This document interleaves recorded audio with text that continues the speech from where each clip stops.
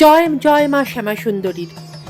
Social মিডিয়ায় মায়ের এতবার এত ছবি ভিডিও দেখেছি, কিন্তু মায়ের কাছে গিয়ে ওটা হয়নি। প্রতিবারই ভেবেছি এই তো আজ যাব, কালই চলে যাব। এই তো মানিকতলা, সুকিয়া স্ট্রিট থেকে মানিকতলা একটুখানি, তার মধ্যেখানেই মা শ্যামা সুন্দরীর মন্দির। এতবার গেছি, তবু আজ এই পবিত্র নীলষষ্ঠীর দিনই মা তার এই অধম সন্তানকে তার কাছে ডেকে নিলেন।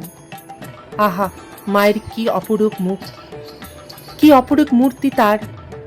কালো অঙ্গে কালো বেনারসি, ঠিকরে যেন জ্যোতি বেরোচ্ছে। দেখে মন চোখ কিছুই জুড়াবে না, এ আমি হলপ করে বলতে পারি।